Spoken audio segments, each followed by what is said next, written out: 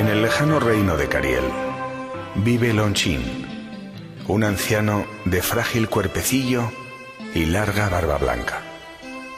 Sus modales serenos y su palabra siempre cuidadosa y amable hacen de él un hombre respetado en toda la comarca.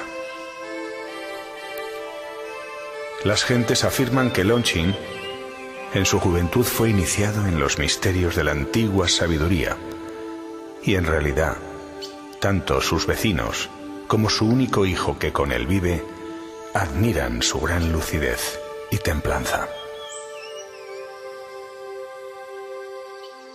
Aquel día, los vecinos de Cariel se encontraban muy apenados.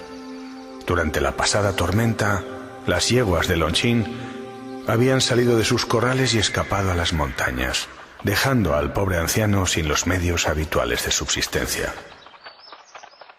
Ante tal hecho, el pueblo sentía una gran consternación, por lo que sus habitantes no dejaban de desfilar por su honorable casa, diciendo: ¡qué desgracia! ¡Pobre Lonchin! ¡Maldita tormenta cayó sobre tu casa! ¡Qué mala suerte ha pasado por tu vida! Tu casa y tu hacienda está perdida. Lonchin, amable, sereno y atento, tan solo decía una y otra vez: puede ser, puede ser. Al poco, el invierno comenzó a asomar sus primeros vientos, trayendo un fuerte frío a la región. Y, ¡oh sorpresa!, sucedió que las yeguas de Lonchin retornaron al calor de sus antiguos establos. Pero en esta ocasión lo hicieron preñadas y acompañadas de caballos salvajes encontrados en las montañas. Con esta llegada, el ganado de Lonchin se vio incrementado de manera inesperada. El pueblo, al enterarse de tal acontecimiento, sintió un gran regocijo por la buena suerte del anciano, de tal forma que uno a uno fueron desfilando por su casa para felicitarlo por tal bonanza. ¡Qué buena suerte tienes, anciano! Benditas sean las yeguas que escaparon y más tarde aumentaron tu manada. La vida es generosa contigo, Lonchin.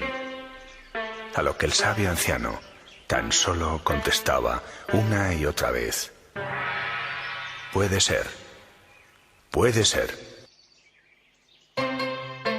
Pasado un corto tiempo, los nuevos caballos fueron domesticados por el hijo de Lonchin, que desde el amanecer hasta la puesta del sol no dejaba de preparar a sus animales para las nuevas faenas.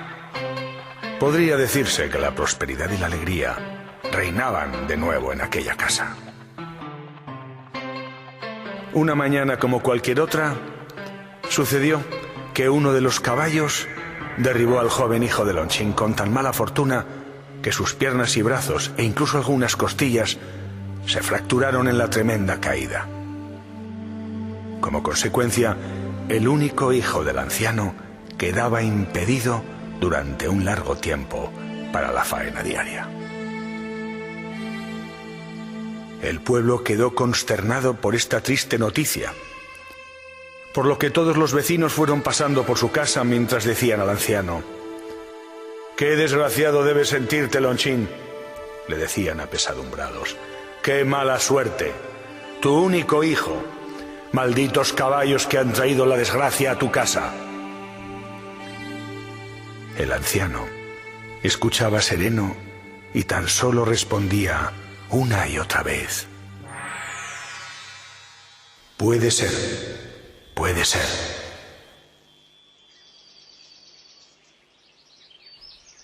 Con el tiempo, el verano caluroso fue pasando y cuando se divisaban las primeras brisas del otoño, una fuerte tensión política con el país vecino estalló en un conflicto armado. La guerra había sido declarada en la nación y todos los jóvenes disponibles eran enrolados en aquella negra aventura. Al poco de conocerse la noticia, se presentó en el poblado de Cariel un grupo de emisarios gubernamentales con la misión de alistar para la batalla a todos los jóvenes disponibles de la comarca.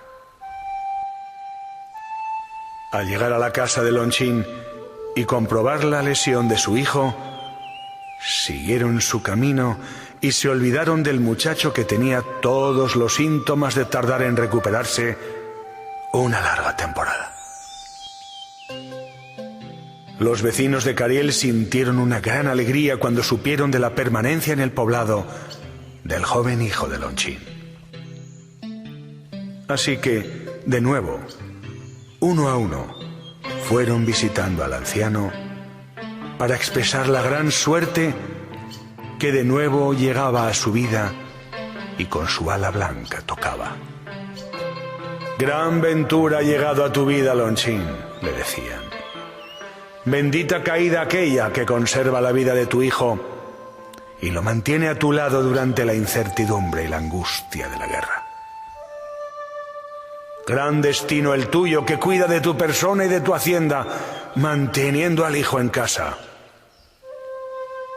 La buena suerte bendice tu morada, Lonchin». El anciano, mirando con una lucecilla traviesa en sus pupilas, tan solo contestaba: «Puede ser, puede ser».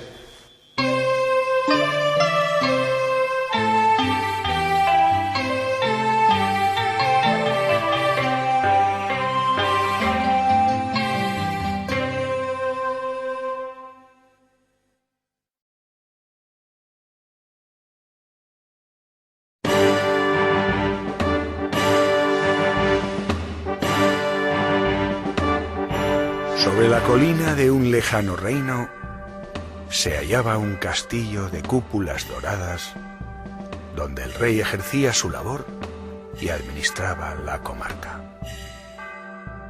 Y aunque éste poseía fama de justo y se le reconocía generosidad y grandeza, sin embargo, era de todos sabido que tenía un gran problema.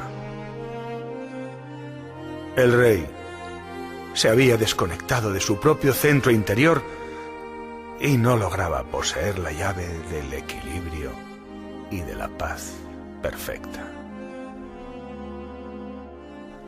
Sucedía que su reino, a lo largo de los años, o bien sufría grandes sequías, o bien disfrutaba de generosas cosechas.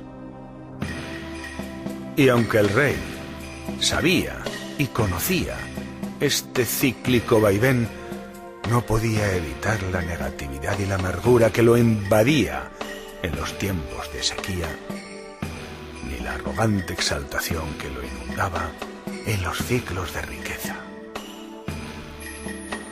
Debido a ello, el monarca mantenía en el fondo de su corazón una obstinada búsqueda, la búsqueda de la ecuanimidad perfecta. Un día de sol, en la plaza más importante de la comarca, mientras los mercaderes ofrecían animosamente las sedas traídas desde tierras lejanas, estalló de pronto el afinado sonido de las trompetas reales que acallaron súbitamente el vocerío de la gran plaza. El rey se disponía a pronunciar la declaración más importante de su vida y para tan fausto motivo convocaba a todos aquellos embajadores y viajeros que tuvieran oídos para oír. El bando decía así: Su Majestad el Rey invita a todos y cada uno de sus súbditos a construir un anillo para el dedo real. Se tratará de un anillo tan especial que en su misma forma deberá inspirar en su portador tanto la moderación y sensatez en los tiempos de grandeza como la confianza y la esperanza en los tiempos de escasez y nieblas espesas. De esta forma, Su Majestad alcanzará un equilibrio tal que está dispuesto a ceder a cambio la mitad de su reino. Tras esta proclama, redoblaron los tambores y sonaron las 12 trompetas de oro y plata. Las gentes allí reunidas creían estar soñando. La mitad de su reino. ¡Qué valioso! Debía ser algo semejante. Los mensajeros, partiendo a galope por los 8 senderos de la Rosa de los Vientos, despertaban a su paso el genio creador de magos y artistas que se disponían a devolver a su majestad la vivencia del equilibrio supremo. Con el paso del tiempo, fueron llegando a palacio diferentes orfebres que, esperanzados, presentaban el anillo mágico por ellos realizado, de manera que el monarca pudiera comprobar el alcance de su poder. Sin embargo, aunque había piezas de extraordinaria intención y belleza, nadie conseguía equilibrar la marea emocional que su majestad padecía. Un día, aparentemente como todos, se presentó en la corte un caminante con porte de guerrero, alma de sacerdote y palabra de mago. Se trataba de un ser que sabía silbar de tal forma que los ecos de su sonido llegaban hasta los confines más alejados del reino. Pronto se supo que el recién llegado portaba el anillo que solicitaba su majestad. Visto lo cual, las puertas del palacio se abrieron de nuevo para acceder a la real presencia. Mientras avanzaba hacia la cámara, sus silbidos resonaban por entre las vidrieras de las torres de aquel castillo.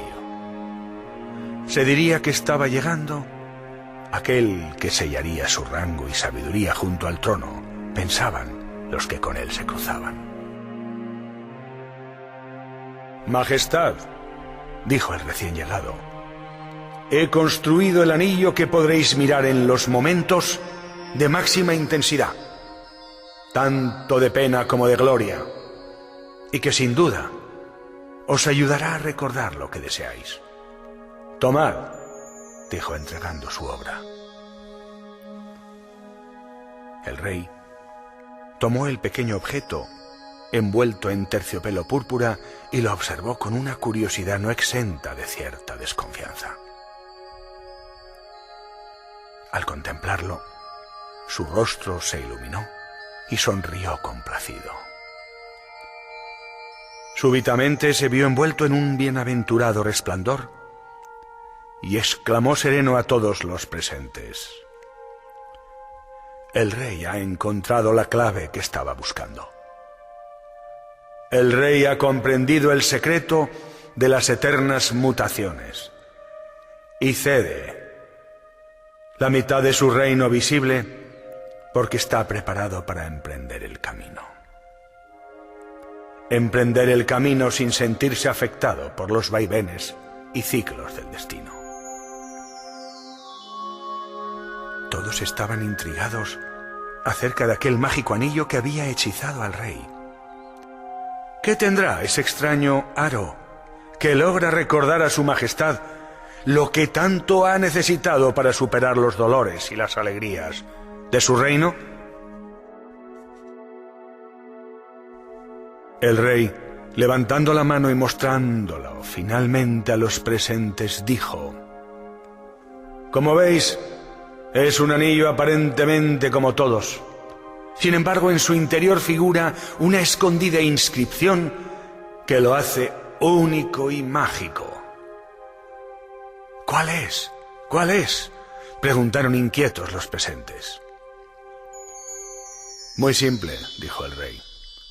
El anillo tiene grabadas 3 palabras tan cargadas de significado que me permitirán recordar la ley de la impermanencia. Estas 3 palabras son: esto también pasará.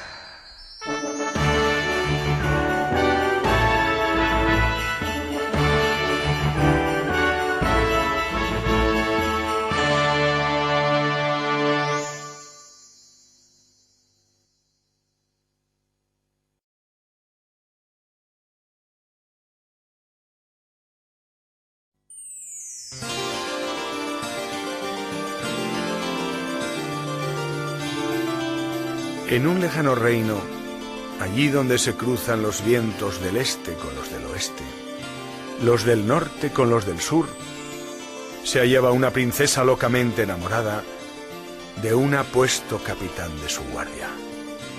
Y aunque tan solo contaba con 18 años de edad, no tenía ningún otro deseo que casarse con él aun a costa de lo que perdiera. Su padre, que tenía fama de sabio, no cesaba de decirle: no estás preparada para recorrer el camino del matrimonio. El amor, a diferencia de la pasión, es también voluntad y renuncia. Y así como se expande y se recrea en las alegrías, así también profundiza y se adentra a través de las penas. Todavía eres muy joven y a veces caprichosa. Si buscas en el amor del matrimonio tan solo la paz y el placer, no es este el momento de casarte. Pero padre, decía ella, sería tan feliz junto a él que no me separaría ni un solo instante de su lado. Compartiríamos hasta el más oculto de nuestros deseos y de nuestros sueños. El rey, reflexionando, se dijo: las prohibiciones hacen crecer el deseo, y si le prohíbo que se encuentre con su amado, su deseo por él mismo crecerá desesperado. Pero por otra parte, ella se asemeja a un tierno e inexperto capullo que desea abrir su fervor y fragancia. Y así, en medio de sus cavilaciones, de pronto recordó las palabras pronunciadas por el anillo de los sabios, que en ese momento sonaron a sus oídos en boca de Khalil Gibran. Cuando el amor llame a vuestro corazón, seguidlo, aunque sus senderos sean arduos y penosos. Cuando sus alas os envuelvan, entregaos, aunque la espada entre ellas escondida os hiera. Y cuando os hable, creed en él, aunque a veces su voz rompa vuestros sueños, tal como el viento norte azota los jardines. Porque así como el amor corona de jazmines y rosas, así también crucifica con espinas. Pero si en vuestro miedo buscareis solamente la paz y el placer del amor, entonces es mejor que cubráis vuestra desnudez y os alejéis de sus umbrales hacia un mundo de primavera, donde reiréis, pero no con toda vuestra risa, y lloraréis, pero no con todas vuestras lágrimas.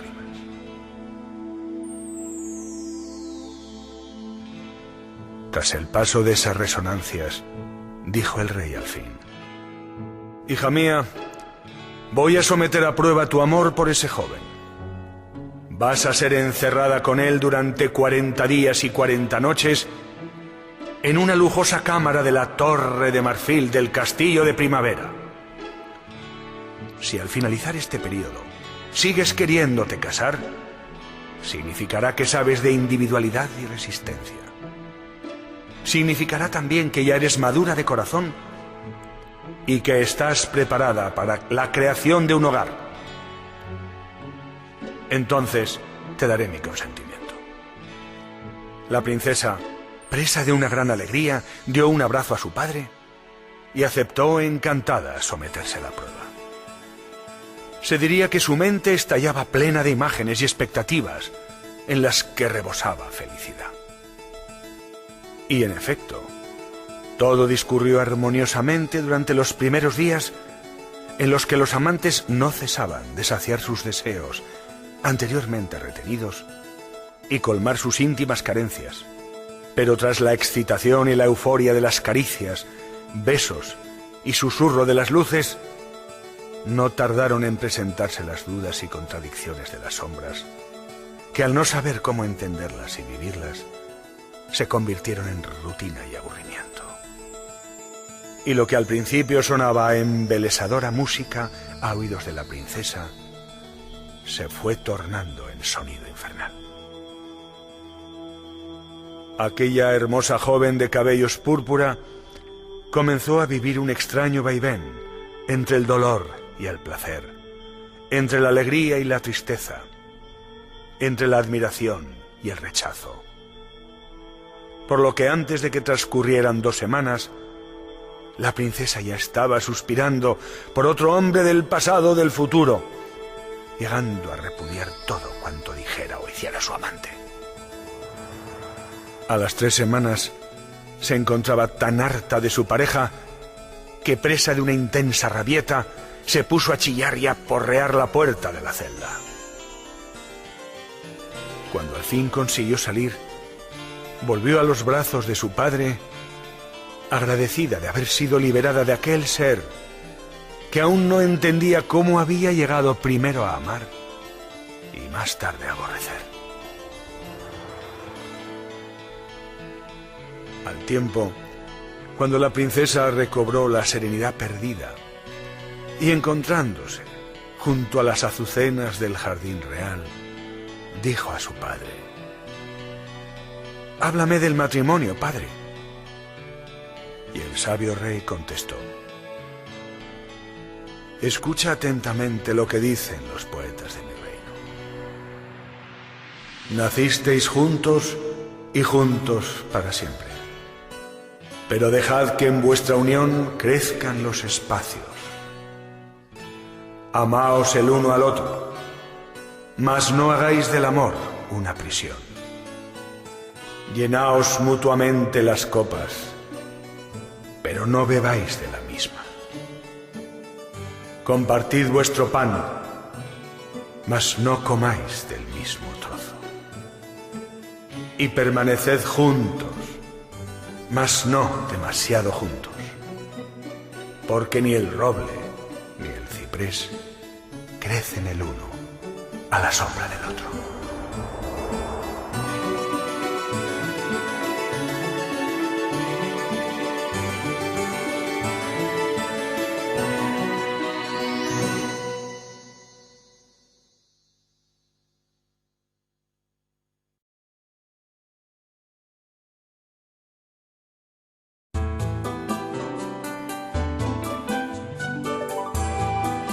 En un lejano poblado, próximo a las altas montañas, 2 hermanos, Jonuel y Laureano, despedían a su anciano padre, que moría envuelto en una paz completa. A los pocos días, la herencia fue dividida y nacieron 2 haciendas de lo que anteriormente era una sola tierra. Al paso de los años, ambos hermanos habían ya desarrollado sus respectivas vidas y reinaba entre ambos un espíritu de colaboración y vecindad sincera. Los hijos de las 2 familias crecían unidos y en las fechas importantes unos acudían a la casa de los otros para celebrar los regocijos propios de las fiestas.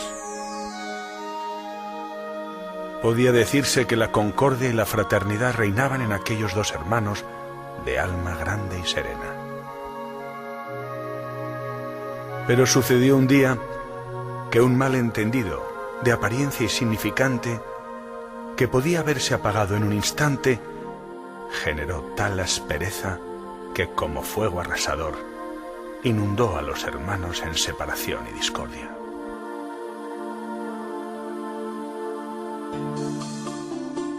Al poco, el silencio tenso y el reproche bronco iban y venían entre aquellas 2 tierras. Cada día que pasaba, era más evidente que faltaba aquella alegría de los buenos momentos pasados y del mutuo apoyo en las tristezas. Pasó un tiempo y de pronto un día, cuando Laureano se levantó al alba, cuán grande fue su sorpresa al ver cómo el río había sido desviado de su curso y ahora pasaba fronterizo, dividiendo aún más las dos tierras. «Maldito estúpido, has sido demasiado lejos en esta declaración de guerra», masculló con amargura. Fue entonces cuando su enfado todavía se hizo más virulento, llegando a prohibir tajantemente a sus hijos mirar o hablar con cualquier miembro de la otra casa. El tiempo fue pasando y con él también crecía el resentimiento, ya dueño y señor de las dos almas. Así las cosas, de pronto, una mañana, Jonuel descubrió que durante la pasada noche, Laureano había levantado una gran verja de madera, que junto a la orilla del río todavía dividía más a las dos tierras. Los hermanos comprobaban incrédulos cómo la bola de nieve de odio y vergüenza seguía creciendo sobre lo que un día atrás fueran sonrisas y hermosas promesas. Así llegó el invierno y tras él la primavera. Hasta que una tarde, a la puesta del sol, se presentó en casa de Laureano un viajero que afirmaba ser carpintero. Josué, que así es como se llamaba, pedía trabajo a cambio de comida. Josué decía que tras arreglar los desperfectos que hubiera en el lugar, seguiría la senda que llevaba. Y dado que parecía un buen hombre, no exento de habilidades y ganas, Laureano se decidió a contratar sus servicios y reparar la casa. Aquella noche, de apariencia como todas, nadie imaginaba lo que Laureano vería al levantarse al día siguiente por la mañana. Por lo que vio, aquel carpintero, por su cuenta y riesgo, se había dedicado a construir un puente de madera que cruzaba el río, y al parecer no contento con eso, había abierto una gran puerta en el muro que dividía ambas haciendas. «¡Maldito imbécil!», exclamó.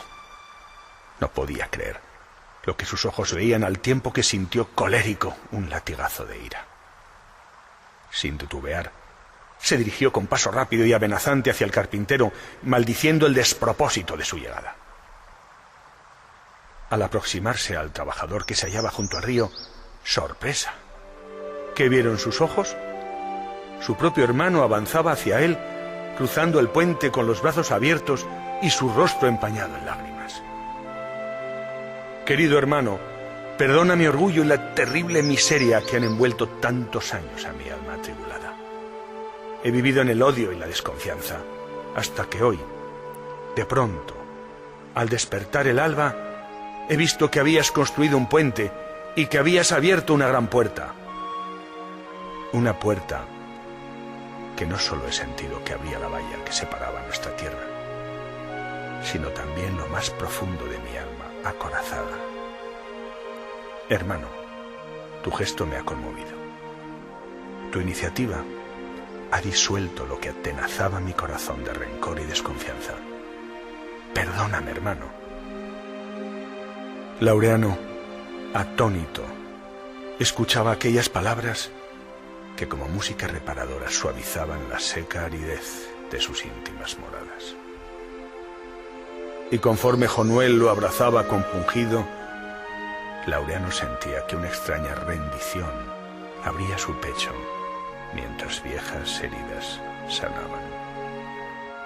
Laureano sentía como aquellas lágrimas de su hermano barrían miedos soterrados que habitaban más allá de sus infancias. Aquella noche, agradecido por el curso de la vida, se dirigió a la habitación del carpintero para pedirle que continuase trabajando en la casa. Al llegar, comprobó que éste había recogido sus cosas y que se disponía a seguir su marcha. Las miradas de ambos se encontraron y ya no hubo palabras. El corazón de Laureano sabía que Josué seguiría adelante hacia otras tierras. Laureano comprendió que muchos ríos de separación y violencia esperaban a aquel constructor de puentes que convertía la guerra en cooperación fraterna.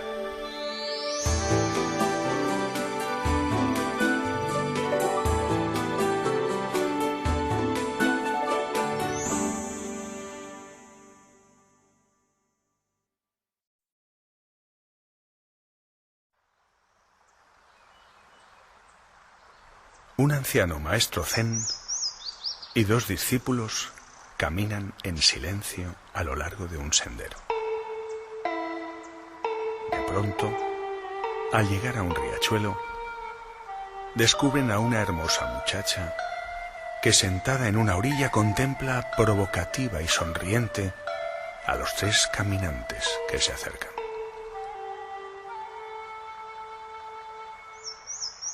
No hay que estar ciego para reconocer la perturbación que la joven ejerce en los 2 discípulos, que enseguida se percatan del radiante atractivo de su cuerpo y del brillo chispeante de su mirada.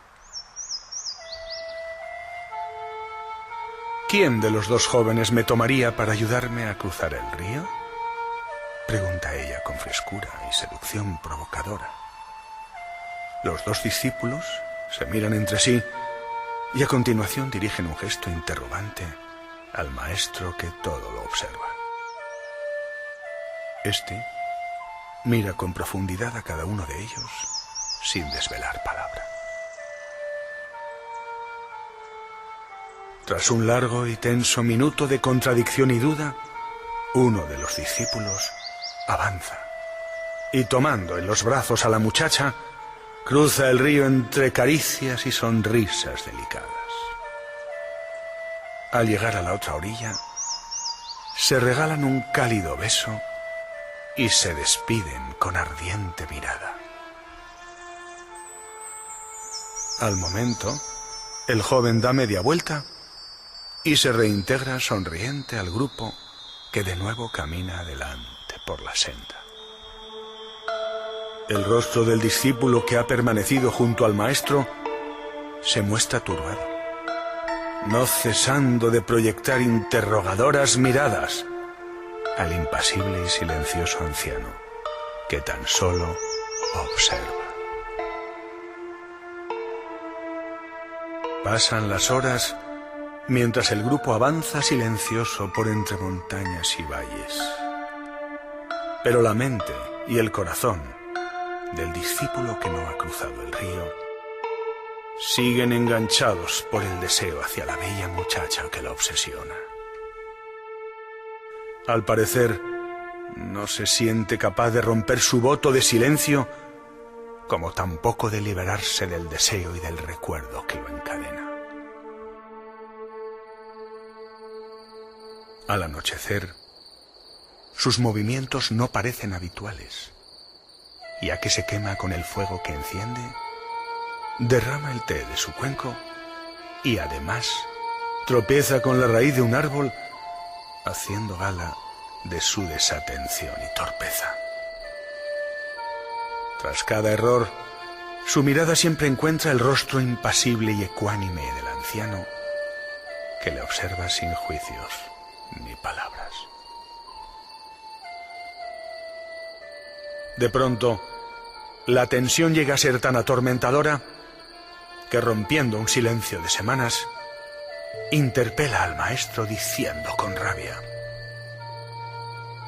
¿por qué no has reprendido a mi hermano, que, rompiendo las reglas de la sagrada sobriedad, ha encendido el fuego de su erotismo con la muchacha del río? ¿Por qué? ¿Por qué no le has dicho nada? No me digas que la respuesta está en mi interior, porque ya ni oigo ni veo nada con claridad. Necesito entender. Dame una respuesta, suplica. el anciano, dedicándole una mirada integral de rigor y benevolencia, responde con serenidad y contundencia. Tu hermano tomó a la mujer en una orilla y la dejó en la otra, mientras que tú tomaste a la mujer en una orilla y todavía no la has dejado.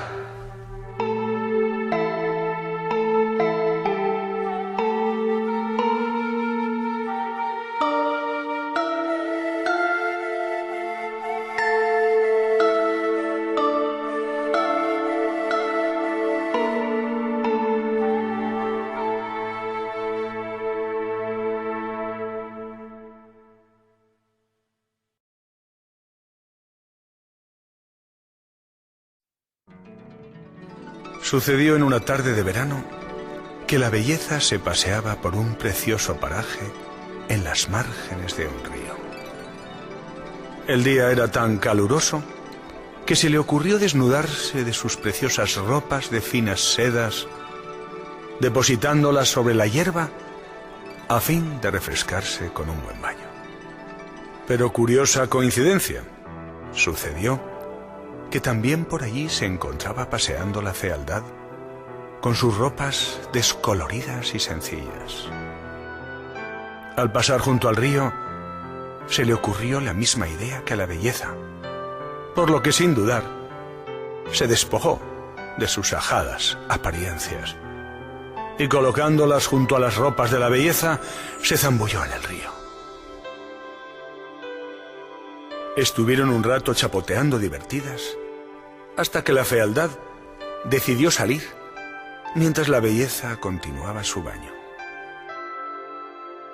Cuando la fealdad llegó a la orilla y contempló las preciosas ropas que la belleza había dejado en la orilla, decidió vestirse con ellas, dejando en vez sus antiguas prendas allí sobre la hierba.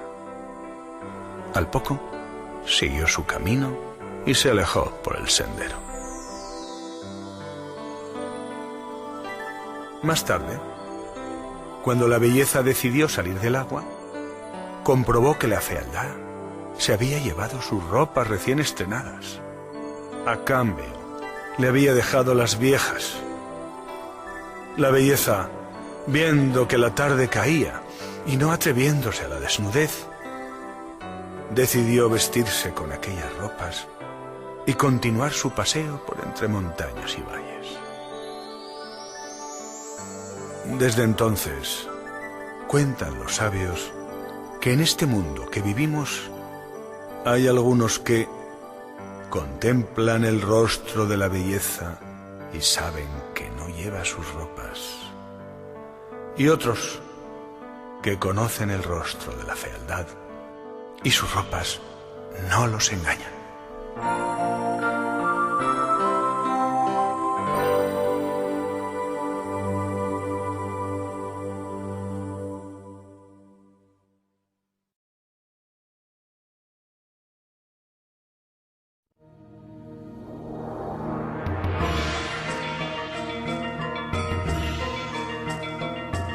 En los confines de una tierra que no estaba ni muy al norte ni muy al sur, ni tampoco muy al este ni muy al oeste, había una ciudad que tenía una extraña particularidad. Todos sus habitantes eran ciegos.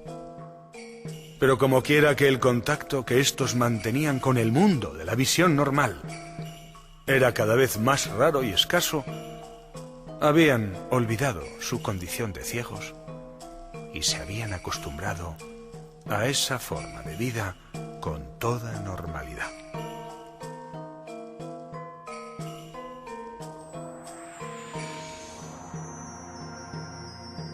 En las leyendas de aquella comunidad, al igual que en muchas otras, se hablaba de la existencia de un misterioso animal que nadie podía definir ni describir, y al que los buscadores perseguían en 1001 intentos por conocer.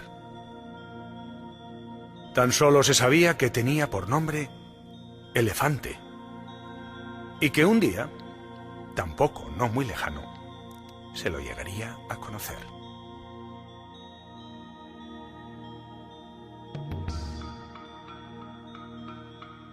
Sucedió en un otoño ventoso que un rey y su cortejo, venidos de una lejana tierra, acamparon cerca del lugar, trayendo un elefante consigo. Al poco tiempo, el rumor se extendió, alcanzando a la ciudad de los ciegos, que sintió por fin llegada su oportunidad de satisfacer aquella histórica curiosidad de desvelar dicho secreto. Hasta entonces, solo contaban con conjeturas acerca del mismo, existiendo siempre estudiosos e investigadores que comunicaban apasionadamente sus conclusiones. Sin embargo, estos no llegaban totalmente a convencer a los habitantes de aquella ciudad, que tenía serias dudas acerca de la verdad definitiva. Por esta y otras razones, algunos de los miembros más aventureros de la ciudad de los ciegos aprovecharon la ocasión de conocer y se marcharon a investigar y comprobar la verdad definitiva de cómo era aquello que los obsesionaba. Y así, tras largo camino, conforme uno a uno llegaban junto a su imponente presencia, tanteaban y tocaban con minuciosidad lo que cada cual podía percibir de aquella gran realidad. De esta forma, también uno a uno, alcanzaban extraordinarias conclusiones. Tras la propia experiencia de palpar al elefante, cada cual pensó que al fin conocía el misterio, que al fin sabía lo que tanto habían buscado, porque ya había llegado el día en que lo habían podido tocar con sus propias manos. Poco a poco, cada uno de los destacados exploradores fue regresando a la ciudad de los ciegos, en donde sus conciudadanos esperaban apiñados e inquietos, formando impacientes grupos. En realidad, todos estaban ansiosos buscando la verdad. Llegó el momento de exponer públicamente la forma y aspecto del elefante, de manera tal que todo el pueblo escuchara lo que aquellos estudiosos iban a disertar. Adopta una forma grande, rugosa, ancha y gruesa como un felpudo viviente, dijo el primero.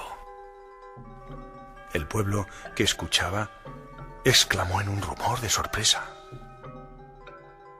Cuando le tocó el turno, al que había palpado la trompa, dijo a los presentes: «Yo conozco los hechos reales. Puedo jurar por el honor de mi estirpe que es como un tubo recto y hueco, horrible y destructivo». Un nuevo rumor de comentarios y exclamaciones se manifestó en los presentes. Seguidamente habló el que había palpado la panza. «Hacedme caso, yo sé de verdad cómo es. Es una masa enorme, abultada e inabarcable. Permanece tranquila y parece moverse con mucha lentitud».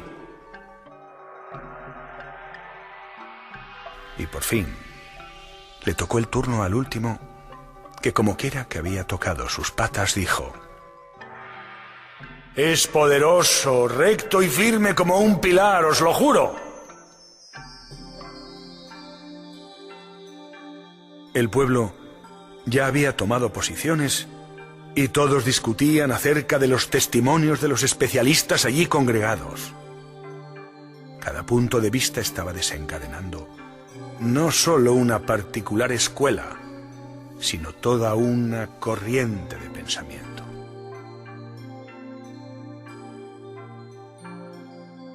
De pronto, y en medio de la gran controversia, se oyó la balada de alguien distante que se aproximaba. Su melodía y su voz resultaban tan extrañamente resonantes que fueron apagando los murmullos de los presentes, mientras el canto de un estribillo, aumentando su tono, decía: «El conocimiento de lo real no se revela a los ciegos de corazón. Solo con otros ojos conocerás insospechados cielos».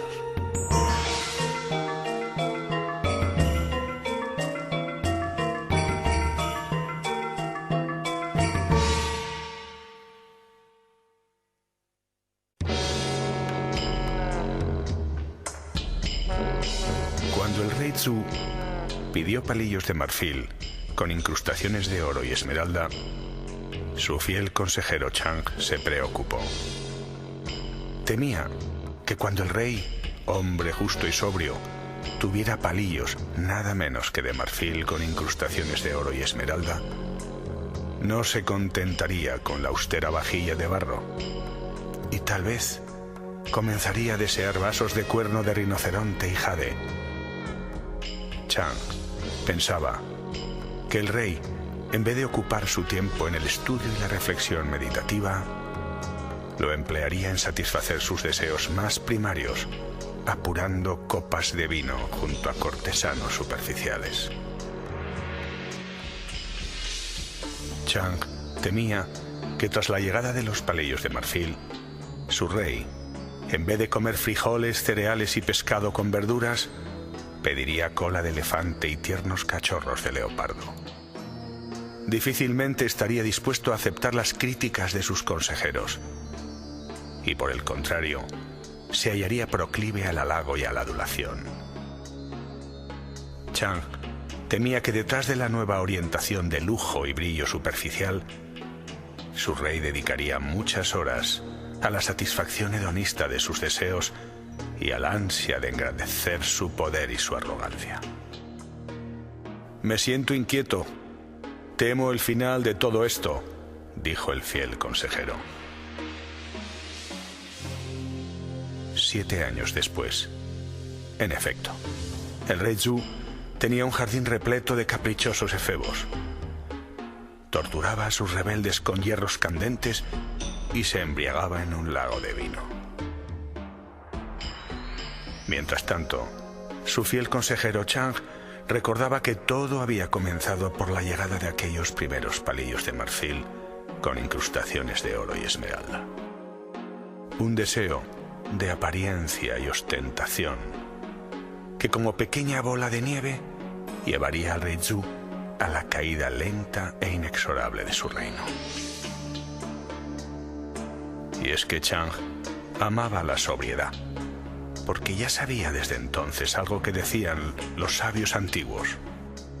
Sabía que el adorno y la autocomplacencia adormecen al alma.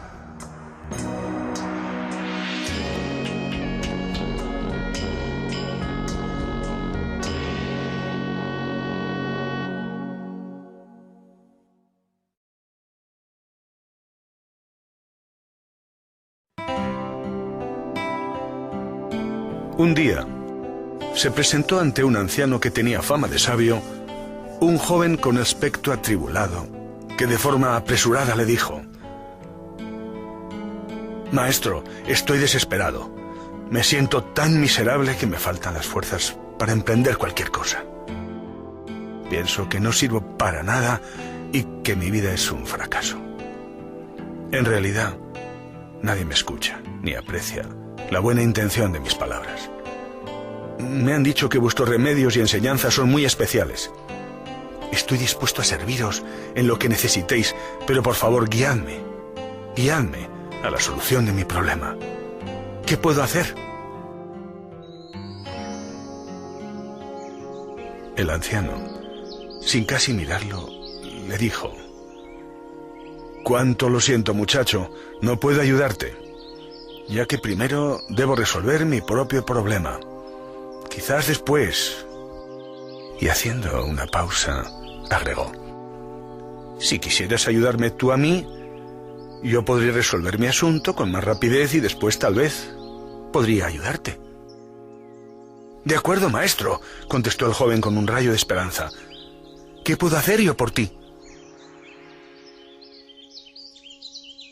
El maestro, quitándose el anillo que llevaba en el dedo pequeño de la mano izquierda, se lo entregó al muchacho y le dijo: «Este anillo debe ser vendido para pagar una deuda.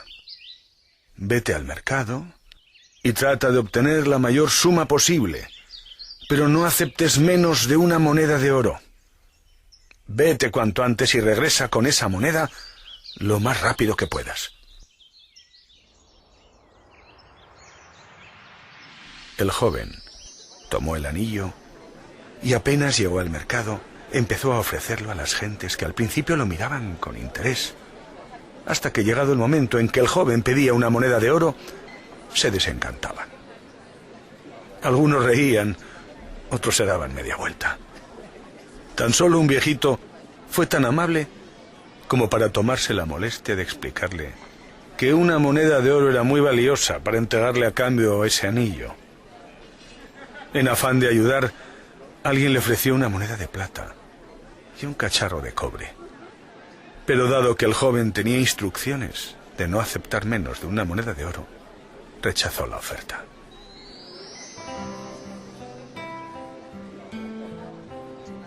Después de ofrecer su joya a toda persona que se cruzaba en el mercado y sintiéndose abatido por su fracaso, regresó a la casa del sabio mientras se decía apesadumbrado: si aunque sea dispusiera de una moneda de oro, se la entregaría inmediatamente al anciano. Entró en la habitación y dijo: Maestro, lo siento, no es posible conseguir lo que me pediste. Quizás pudiera conseguir 2 o 3 monedas de plata, pero no creo que yo pueda engañar a nadie respecto del verdadero valor del anillo. Qué importante lo que dijiste, joven amigo, contestó sonriente el maestro. Debemos saber primero el verdadero valor del anillo. Vuelve al mercado y vete al joyero. ¿Quién mejor que él para saberlo? Dile que quieres vender el anillo y pregúntale cuánto da por él. Pero no importa lo que ofrezca, no se lo vendas. Vuelve aquí con mi anillo.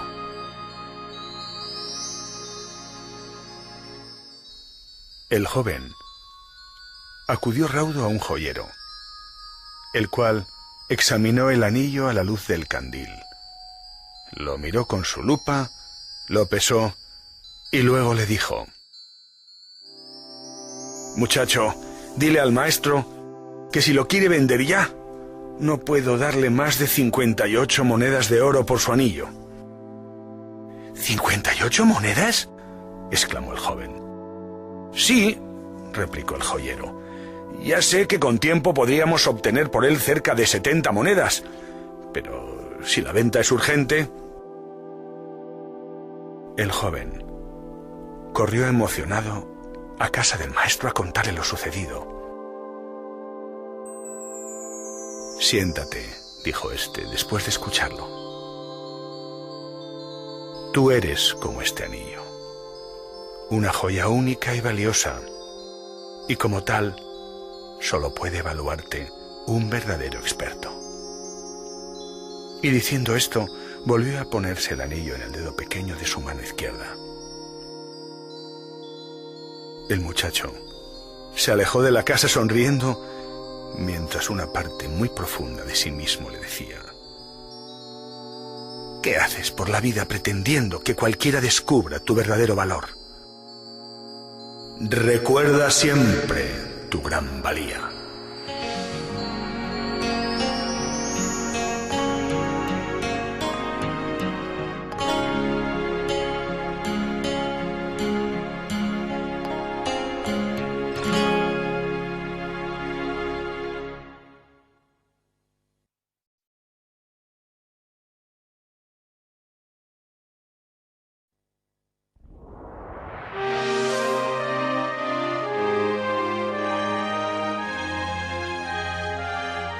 En lo alto de la montaña, junto a una cueva entre árboles y rocas, vive un ermitaño de nombre Drua.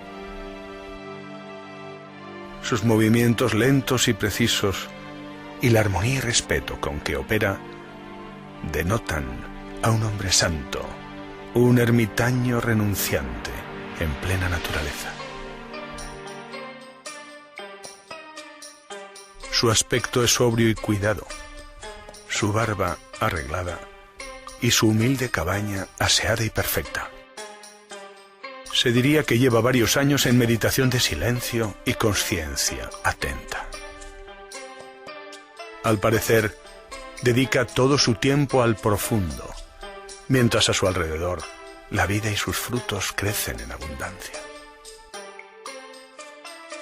Se dice que los caminantes que por allí pasan comparten con él su comida a cambio de agua fresca y cálidas ráfagas de bienaventuranza. Poco a poco, el rumor acerca de la rectitud y templanza de aquel ser se extiende por toda la comarca. Se dice que un buscador ha alcanzado la lucidez y la gracia. Al poco, el rumor llega hasta la joven Noa.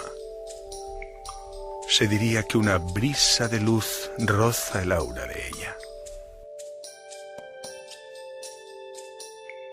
Un día de otoño, en el que Druá se encuentra meditando en posición de loto frente al sol naciente, percibe un leve ruido. Es Noa, que silenciosamente se acerca.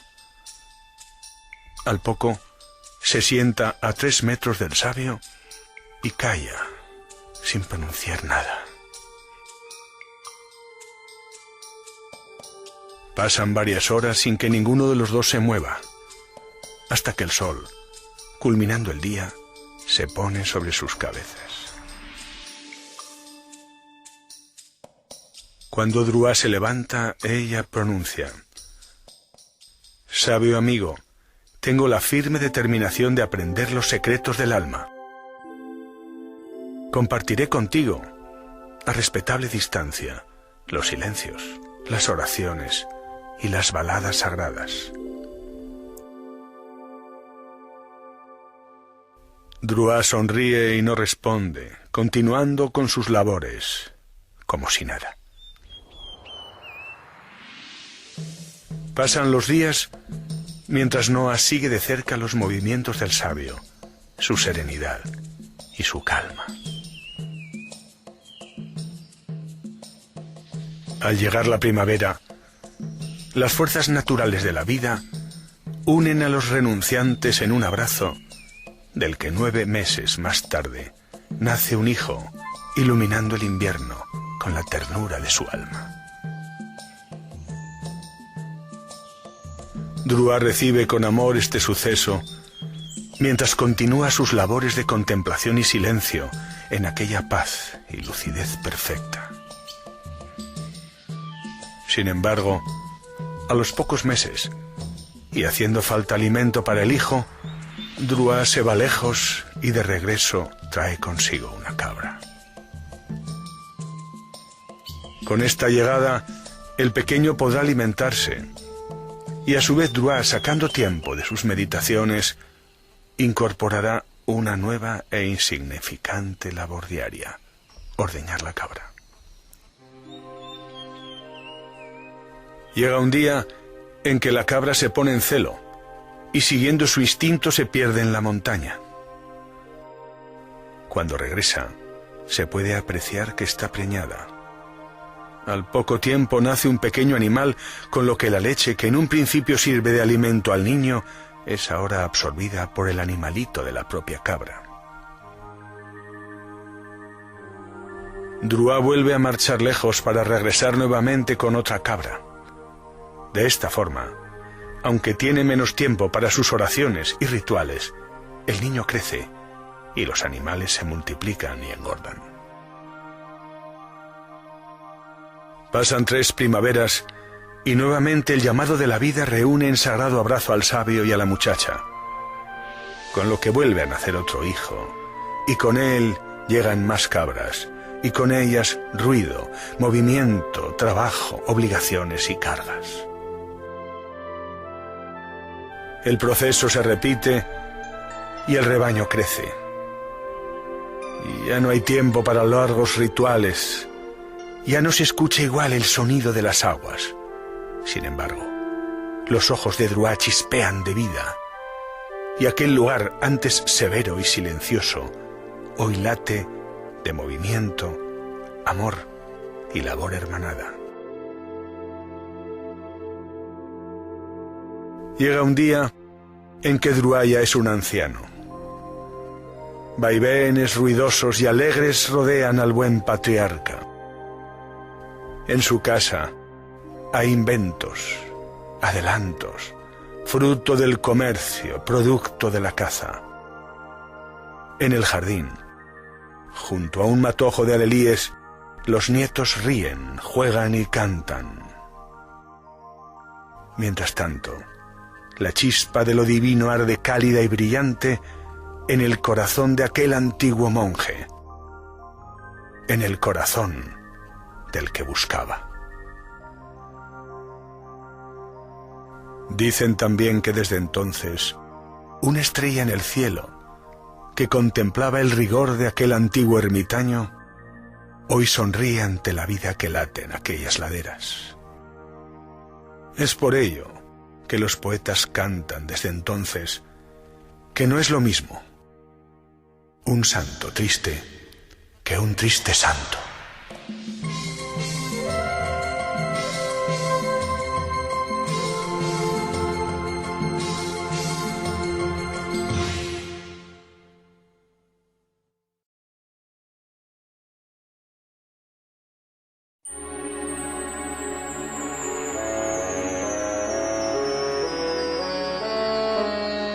En un lejano desierto se hallaba escondido un poblado de pequeñas construcciones entre ondulantes palmeras. A poca distancia del grupo de casas se divisaba una cabaña que, a pesar de su sencillez, impregnaba todo su entorno de una atmósfera sagrada. Se decía que todo aquel que por allí pasaba se sentía embriagado por una inexplicable mezcla de paz y silencio que serenaba su rostro y su alma.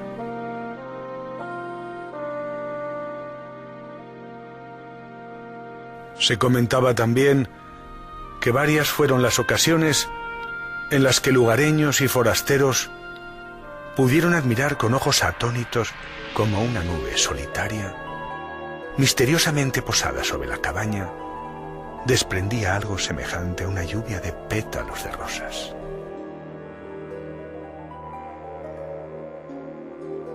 Un día, en los primeros destellos del alba, por el camino que serpentea hasta la cabaña, se observa como una mujer, llevando de la mano a su hijo, se encamina decididamente hacia la puerta.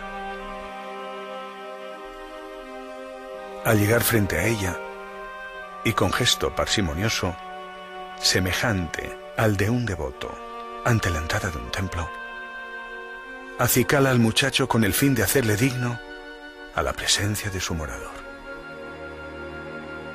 Madre e hijo inclinan humildemente la cabeza y, tras llamar a la puerta, son invitados a pasar a su interior.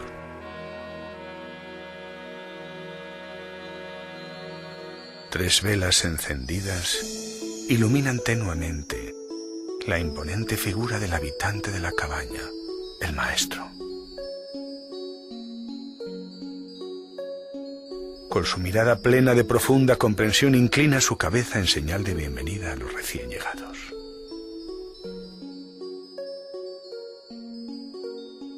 Maestro, le dice ella, he traído a mi hijo para que le convenzas de que no coma azúcar. El médico ya se lo ha ordenado muchas veces y él nunca ha sido capaz de hacerle caso. Creo que está obsesionado. Su vida peligra. Me dirijo a ti porque de todos he sabido que tienes un poderoso secreto por el que cuando algo aconsejáis, vuestra palabra tiene el misterioso poder de llegar muy dentro del corazón. Maestro, te pido por favor que le digas a mi hijo que no coma azúcar. Ten piedad de mí y de él. Yo sé que a ti te hará caso. El maestro, tras observar con atención lo que allí está sucediendo, le contesta: Mujer, vuelve dentro de 3 días y de 3 noches. A lo que ella, tras asentir con una inclinación de cabeza, se retira en silencio, íntimamente desconcertada.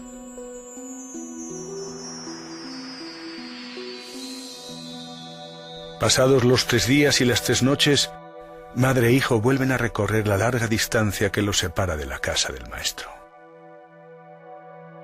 Y tal como hiciere anteriormente, se detienen ante la puerta, arregla un poco al muchacho e inclinándose ante el símbolo de la misma penetran en su interior.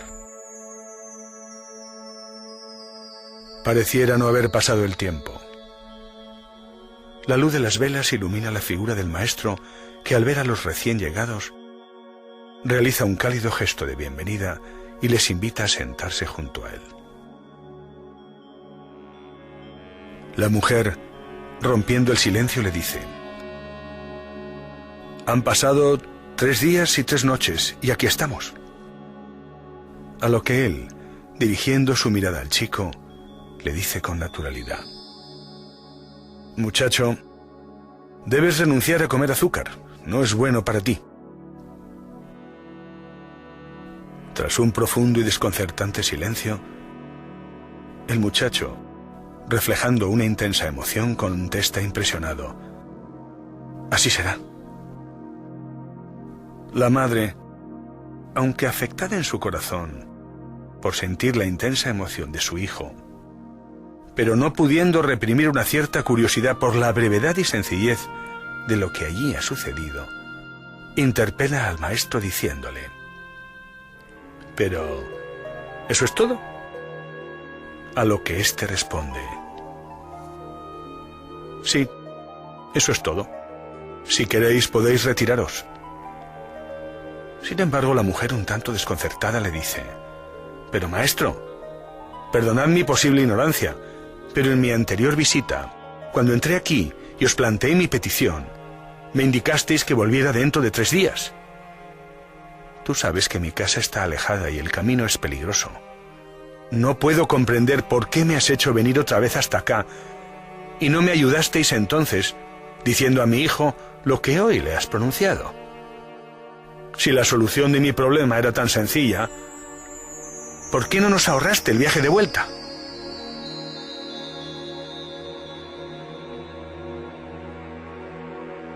El maestro, mirando con amor y comprensión a los ojos de ella, le dice: «Mujer, llevo 3 días y 3 noches sin comer azúcar».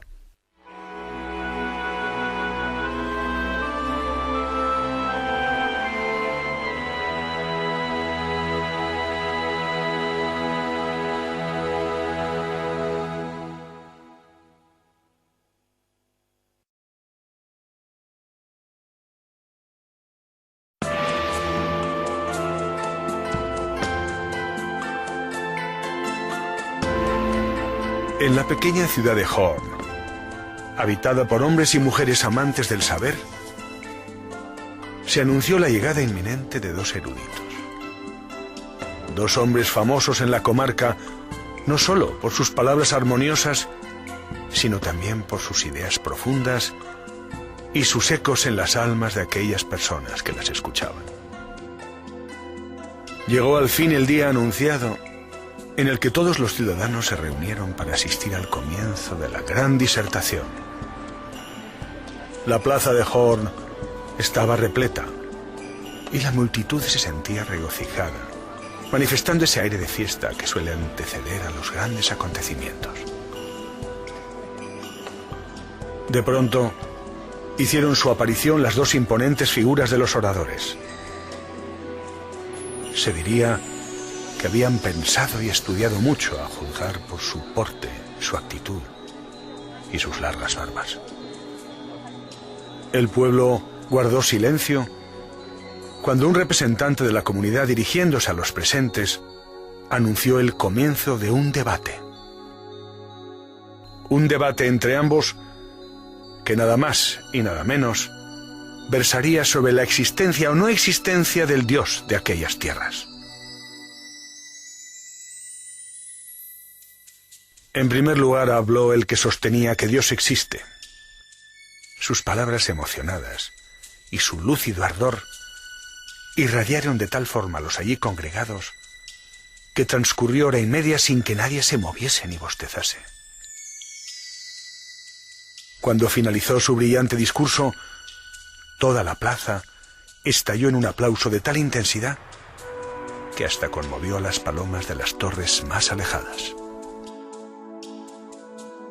A continuación, y tras un breve descanso, comenzó a disertar el que por el contrario creía que Dios no existía.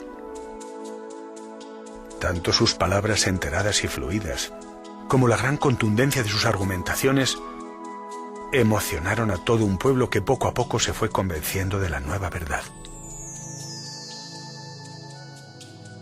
Tras otra hora y media de atención total, el erudito finalizó su discurso entre aplausos emocionados de los presentes. Y así fueron pasando las horas, mientras los predicadores, con ardor y contundencia, desarrollaban sus conclusiones. Poco a poco transcurrió la noche y ya al filo del alba se dio por finalizado el debate, momento en el que todos los presentes se retiraron a dormir. Los oradores, tras recibir el reconocimiento de todos, se dirigieron a sus casas. Pero, ¡oh paradoja de la vida! Una vez en el interior de las mismas, aquel que había defendido durante toda la noche la no existencia de Dios, se dirigió con gesto inquieto al desván de su casa y del fondo de un viejo arcón rescató una figurita de marfil que representaba al Dios de sus padres. Tras limpiarla del polvo de los años, la colocó sobre una mesita de su dormitorio y le dedicó una pequeña reverencia. Al mismo tiempo, y en una casa situada en el otro extremo del poblado de Horn, el orador que había defendido la existencia del Dios de la comarca tomó las figurillas que se encontraban sobre un pequeño altar con flores y, envolviéndolas en un paño, las escondió en el fondo de un viejo arcón del sótano de su casa. Dicen las tradiciones de aquellas tierras que un búho blanco que por allí volaba percibió que en aquella comarca pasaba algo, quizá nada extraño. Percibió que los predicadores se intercambiaban creencias mientras el pueblo dormía.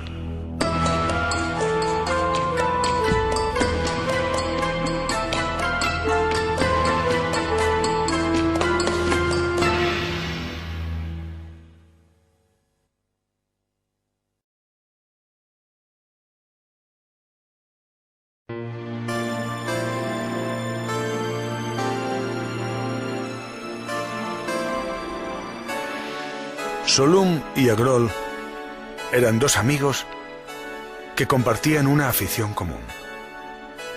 Ambos sentían pasión por el estudio de la mente y de todos los aspectos derivados de la conciencia.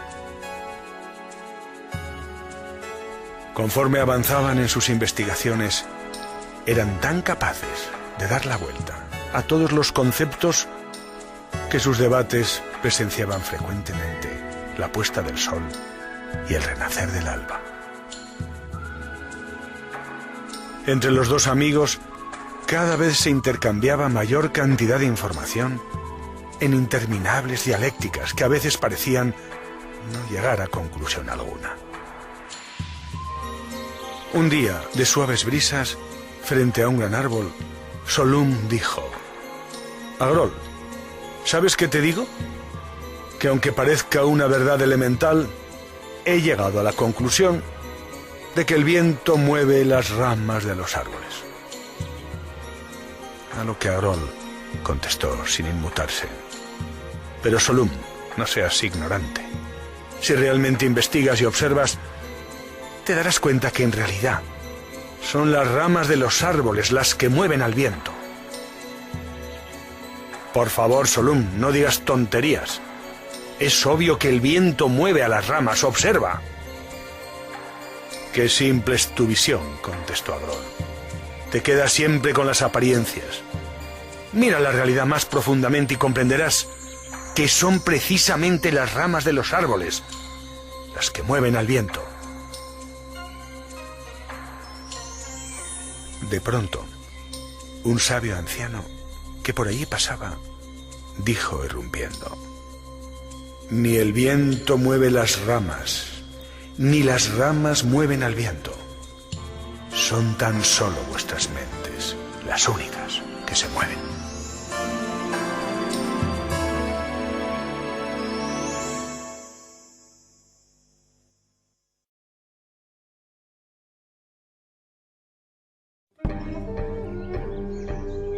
En un amplio patio de la casa más elevada del poblado descansa una sabia anciana cuyo rostro se decía que inspiraba una extraña mezcla entre misericordia y firmeza.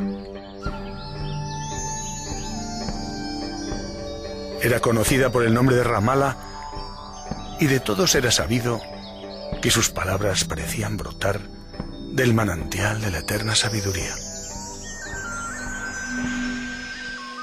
Un día de sol, en el que la anciana se hallaba meditando bajo la sombra de una vieja higuera, se presentó ante el umbral de su casa un joven que dijo: «Sabia amiga, ¿puedo pasar?». «La puerta está abierta», respondió Ramala. El joven, cruzando el umbral y acercándose hasta la anciana, dijo: «Me llamo Magen y trabajo como artista. Mis realizaciones son sinceras y plenas de sentimiento.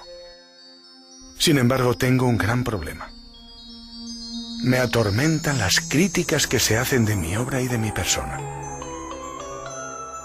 Vivo obsesionado por la perturbación de las descalificaciones. Y por más que trato de que no me afecten, terminan por esclavizarme. Sigue. Explícame todo lo que te pasa», dijo la anciana mirándole con amor y comprensión. «Puede decirse que para tomar cualquier decisión», contestó Magen, «necesito la aprobación de los demás. Y sucede que cuando me piden algo que no puedo de inmediato complacer, la tensión que de pronto inunda mi pecho me llega a quitar el sueño. En realidad, no sé decir no, y por temor a que no me quieran, no me permito ser yo mismo con todas las consecuencias. Sé que eres sabia y que tu fama de sanadora alcanza los horizontes más alejados. Dicen también que tus remedios son extraños y, sin embargo, no me falta confianza para acudir a ti a fin de conseguir la paz que tanto necesito». Ramala, mirando al joven con suave firmeza, le dijo: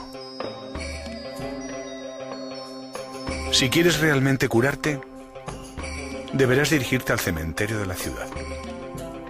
Una vez allí, procede a insultar y calumniar a los muertos.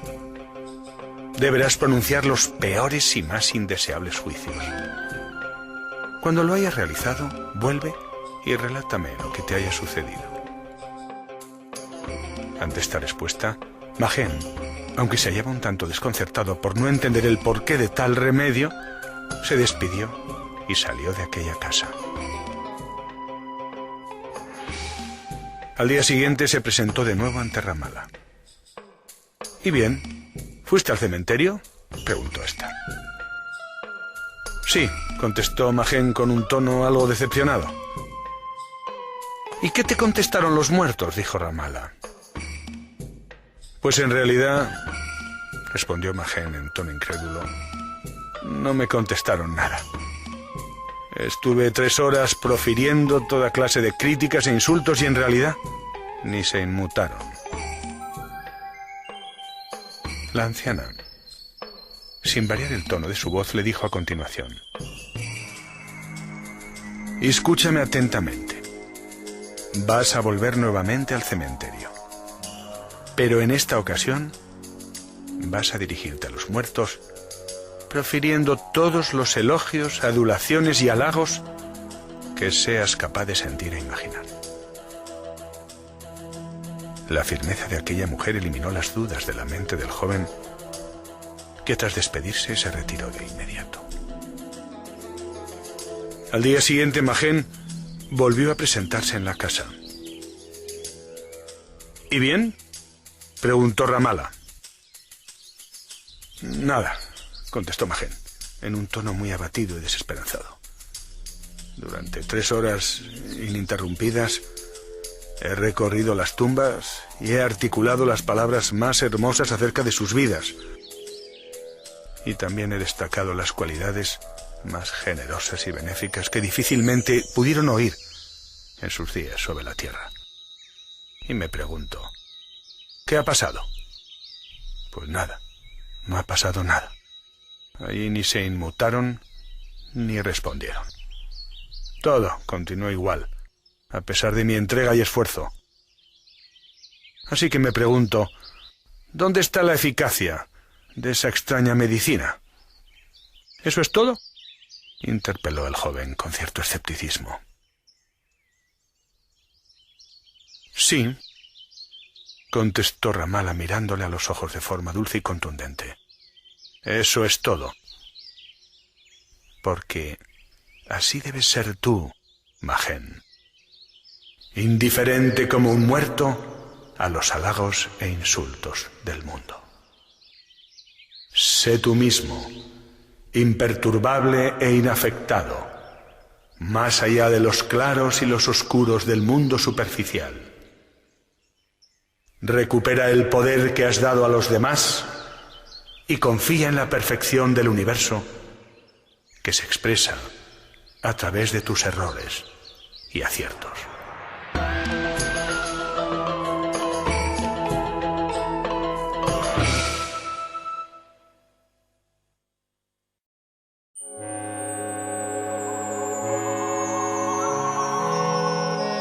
En la ciudad de Babilonia vivía un rico mercader que poseía tal habilidad en el arte de las transacciones que conseguía de los demás aquello que en cada momento más le interesaba. Sin embargo, Afrasiab, que era así como se llamaba, junto al éxito y la prosperidad que acompañaban su vida, tenía 2 grandes preocupaciones que desde hace varios años torturaban su alma. La primera se trataba de su negocio. Afrasiab tenía la sospecha de que los que para él trabajaban no eran de fiar. Sentía que le robaban cantidades y servicios que, sin resultar de extrema gravedad, despertaban en él sentimientos de traición que no podía soportar. La segunda se trataba de su bella mujer, a la que consideraba una buena esposa, pero pensaba que era fácilmente embaucable, por lo que no confiaba en su fidelidad. Tal consideración turbaba su paz y llenaba de gran inquietud sus momentos de soledad. Afrasiab vivía entre ambos mundos, tratando constantemente de controlar y vigilar. Y efectivamente, sucedía que cuando observaba a sus empleados, su entrenado cerebro interpretaba en tales rostros las señales típicas del ladrón. Sus miradas furtivas que indicaban algo que ocultar, el tono de sus conversaciones cuando él aparecía, incluso el nerviosismo de sus respuestas cuando Afrasiab le sometía a interrogatorios sutiles y encubiertos. Afrasiab tenía que reconocer que no eran imaginaciones suyas, pues los detalles de todas sus percepciones se encajaban y confirmaban con toda claridad sus sospechas. Por otra parte, cuando vigilaba los pasos de su esposa, todo parecía indicar que su comportamiento era obviamente sospechoso. No había duda de que ocultaba algo. La manera de bajar la voz cuando se refería a sus salidas, sus silencios y miradas melancólicas al horizonte, indicando regocijo de algo que seguramente no se podía pronunciar, y otras muchas actitudes que sin ella pretenderlo, hacían que todas las suposiciones encajasen a la perfección en la mente de Afrasiab. Llegó un día en que decidió poner fin a esta amargura.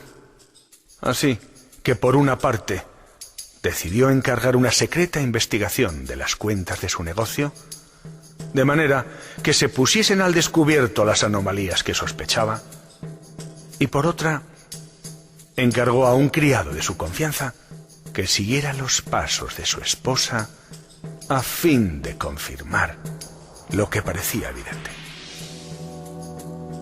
Tras 3 semanas de espera, ¡oh sorpresa!, sus empleados eran absolutamente inocentes de sus sospechas y su mujer resultaba tener el comportamiento más ejemplar y correcto que él nunca había podido imaginar. Al día siguiente, al comenzar el trabajo, observó que los mismos gestos que toda la vida hicieran sus empleados, en esta ocasión no parecían actitudes de ocultación y, casualmente, sus tonos de voz y las miradas que le dirigían, aunque iguales que en otras ocasiones, ya no le parecían tan sospechosas. Curioso, pensó. Más tarde, al llegar a su casa y compartir junto a su esposa las labores de cada día, resultó que sus referencias a las salidas que ella había realizado ya no tenían asombrosamente el tinte de ocultación que antes era obvio. Sus silencios, aunque iguales en aspecto a los anteriores, ya no parecían guardar secretos. Todo había cambiado, pensaba. ¡Qué raro! Y sin embargo, todos hacen lo mismo. En ese momento de silencio meditativo, se oyó la melodía de un poeta que, rasgando su guitarra, decía: el que tiene en la frente un martillo no ve más que clavos.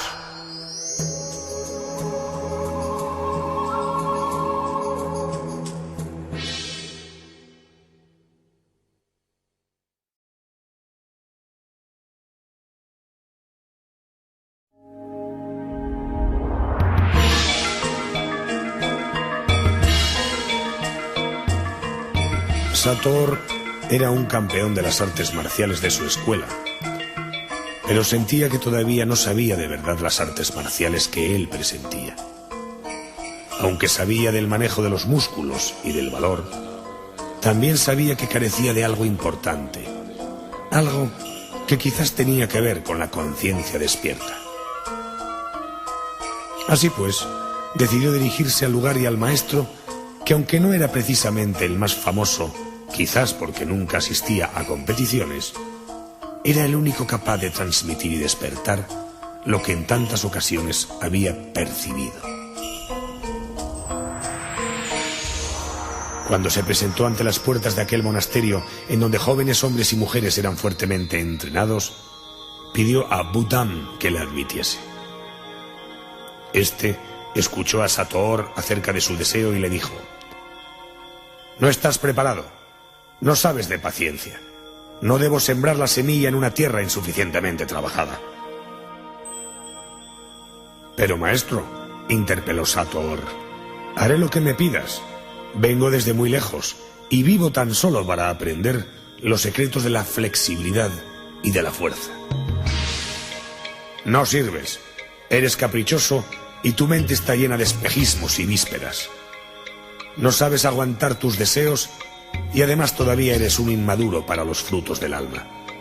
Así que lárgate, dijo dando media vuelta y cerrando aquella enorme puerta. Sator, frustrado y deprimido, seguía sintiendo sin embargo que lo que allí se enseñaba era lo que siempre presintió. Así que decidió sentarse y esperar junto a la puerta.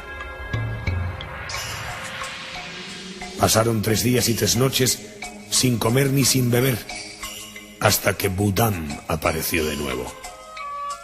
Te he dicho que te largues. Pero maestro, dijo Sator, juro por mis padres que obedeceré sin rechistar lo que me ordenes, por difícil que esto me parezca. Murmuró Budam. ¿Prometes obedecer ciegamente lo que aquí se te mande durante un periodo de 10 años? Sí, lo juro, dijo Sator con una ráfaga de esperanza. El maestro abrió la puerta y Sator cruzó el umbral. Cuando transcurrió el primer año, Sator seguía haciendo las labores de la limpieza y la cocina y todavía no había pisado una sala de instrucción. Sin embargo, pensaba, el maestro debe estar probándome, por lo que debo aguantar. Seguro que de un momento a otro comenzará mi enseñanza. Cuando habían transcurrido 5 años sin salir, Sator seguía sirviendo en la casa. Limpiaba, cocinaba, arreglaba el jardín y cuidaba de las labores más modestas. Aunque a veces se decía, no sé, creo que he caído en manos de un sinvergüenza que me explota. Maldita promesa que le hice. Desde luego, qué vano error he cometido cayendo en manos de este caradura que encima ni me habla. A los 7 años, Sator se encontraba tan adaptado que ya ni recordaba lo que había venido buscando. Las artes marciales y sus juveniles objetivos de llegada le dejaban indiferente. Se había convertido en nada. Ni siquiera las cucarachas sentía que le respetaban.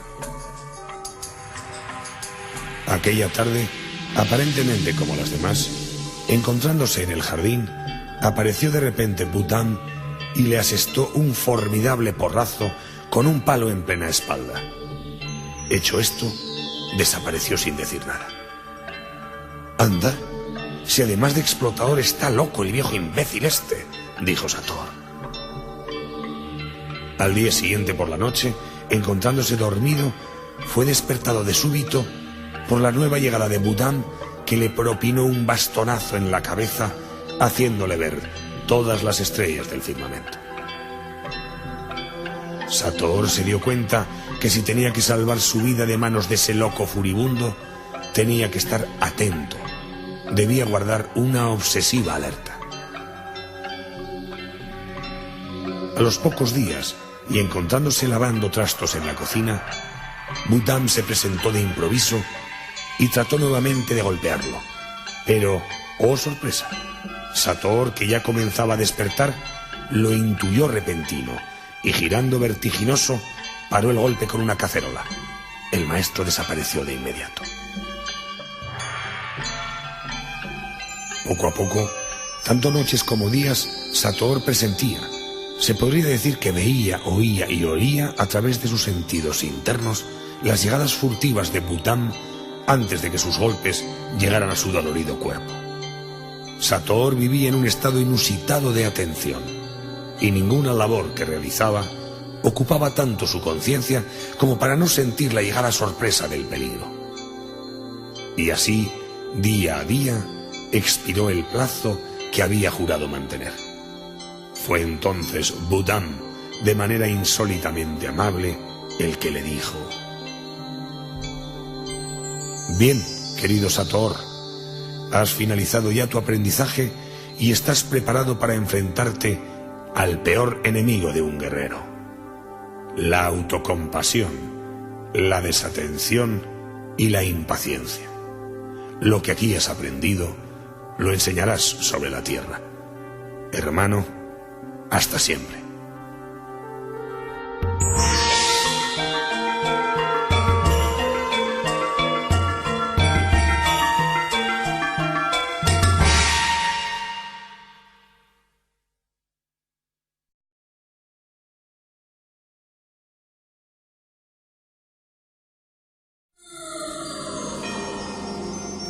Había una vez un viejo monasterio, construido en una alta e inaccesible montaña, que estaba regido por una orden religiosa muy disciplinada y austera. Los monjes, grandes estudiosos del universo, dedicaban las horas a sus cantos gregorianos, a la contemplación de las galaxias y a los debates eruditos sobre las formas de Dios. Entre ellos vivía, junto a fogones y escobas, un lego silencioso, santo y analfabeto. Venía del mundo del circo y entre pirueta y salto mortal Un día oyó la voz de su corazón que lo llamaba al retiro silencioso. Dejándolo todo, se presentó en el monasterio diciendo que no sabía nada, pero rogaba se le admitiese para ayudar en cualquier menester en el que no hicieran falta conocimientos. Tras una pequeña deliberación fue aceptado, así que fueron pasando los años monótonos en los que todo seguía el curso natural que siempre había seguido. Entretanto, el lego se sentía radiante, ya que cumplía todas sus humildes obligaciones, pero tenía un secreto. Todas las noches, casi al alba, mientras todos dormían, se levantaba sigilosamente y se encerraba en la capilla del monasterio. Un día, por azar, un compañero descubrió sus escapadas nocturnas a la iglesia, y picado por la curiosidad, decidió investigar sus pasos, para lo cual habló con el padre abad y decidieron ir a observarle. Aquella noche, los dos visitantes entraron en silencio y desde un rincón oscuro contemplaron incrédulos al lego que delante del altar realizaba toda una serie de saltos mortales y difíciles contorsiones. Tras cada número de circo, abría los brazos y saludaba como se hace ante el público, pero nada menos que a la imagen del altar. El padre abad, tras lo visto, salió de puntillas dejándole actuar. Por lo que contempló y sintió, comprendió que aquel humilde ser expresaba y ofrecía lo único que tenía, sus habilidades personales. Pero lo que en realidad le alucinó fue observar que cuando el lego saludaba tras cada pirueta, el rostro de la gran Virgen cósmica sonreía. Y es que aquella alma sencilla, pensó el abad, no sabía de cuasares, ni galaxias, ni cometas. Sabía tan solo de amor.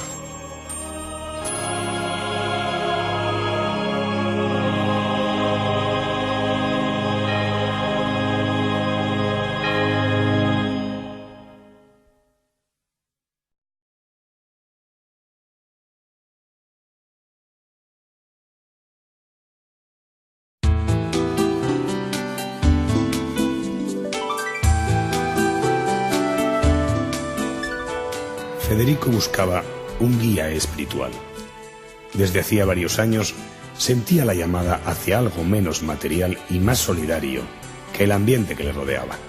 Algo que se pareciese a lo que presentía de Dios.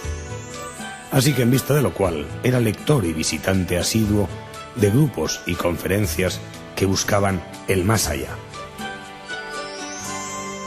Un día se presentó en un lugar en donde oyó a un hombre que disertaba a diversos estudiantes, cuya mayoría escuchaban admirados, tomando notas sin parar.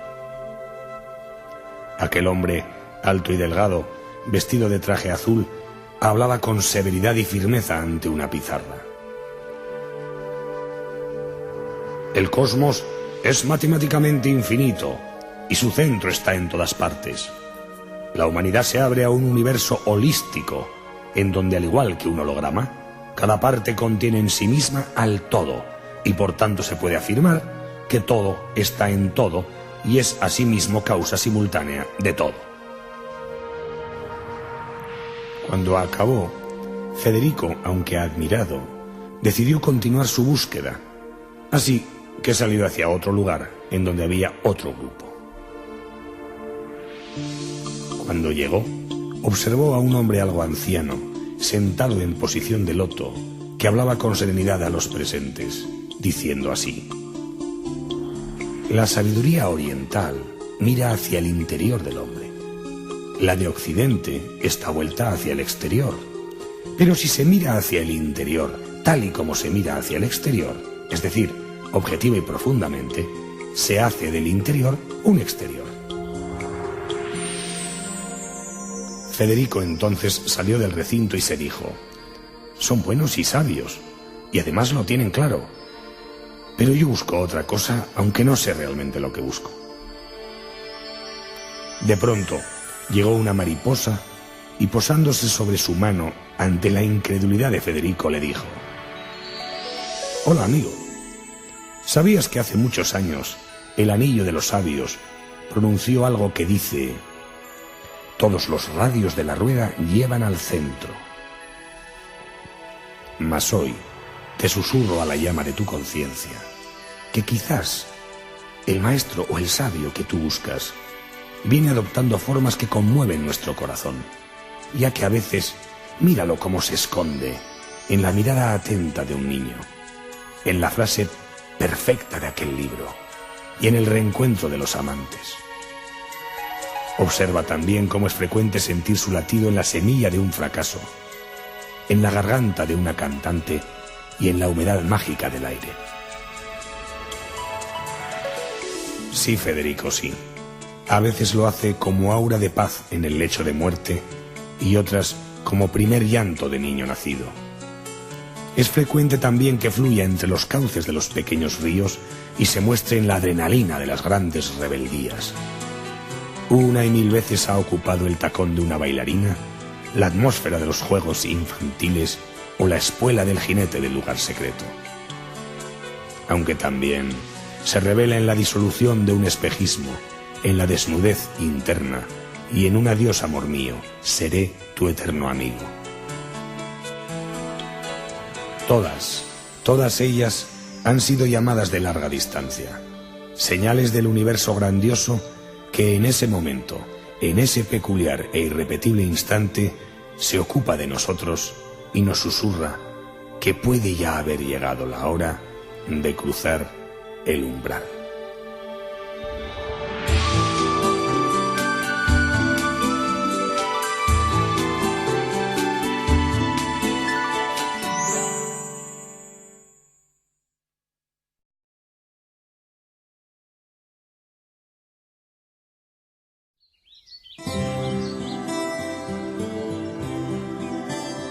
Un día de primavera, y sobre las ramas de los árboles de un gran bosque, una lechuza se encontró con un búho famoso por su sabiduría.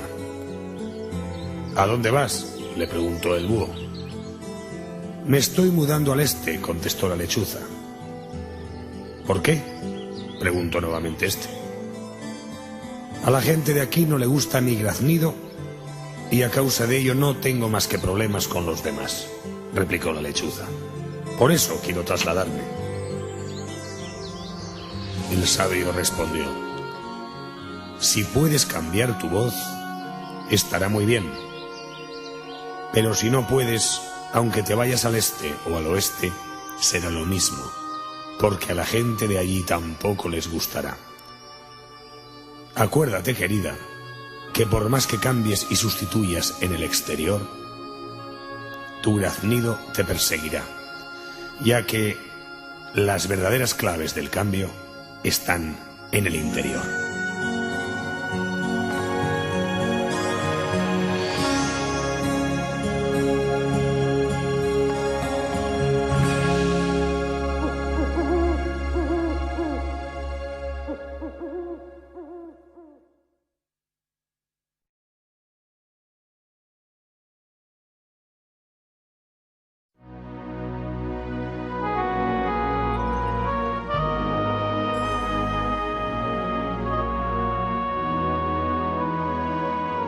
Érase una vez, en un lejano reino, más allá de los mares del este, se encontraban dos amigos cuya curiosidad y deseo de saber acerca del bien y del mal los hizo un día dirigirse a la cabaña del sabio Lang con ánimo de interrogarle.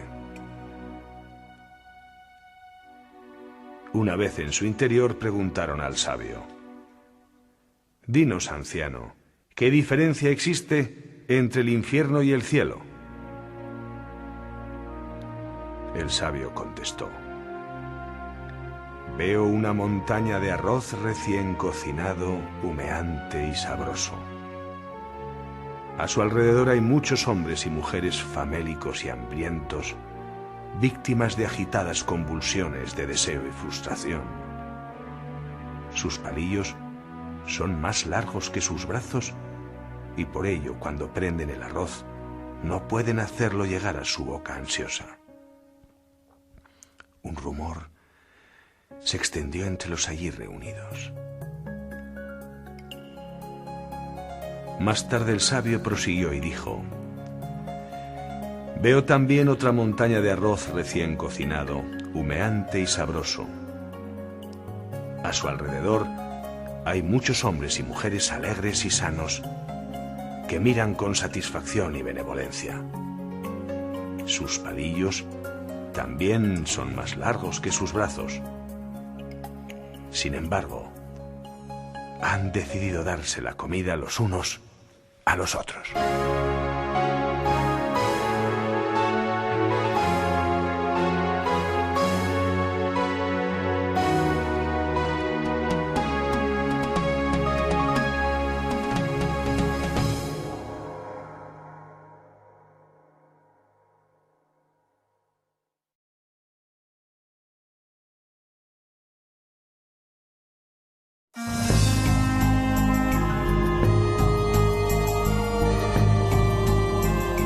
En un lejano reino, en donde los mares del sur se cruzan y mezclan con los del norte, vivía un hombre de culta y refinada sensibilidad, que sentía un lúcido deseo de entregar su corazón a la princesa de sus sueños, y vivir de manera cálida y entrañable el amor con mayúsculas que había sentido en ráfagas de luz y a veces observado en el brillo de los ojos de los amantes.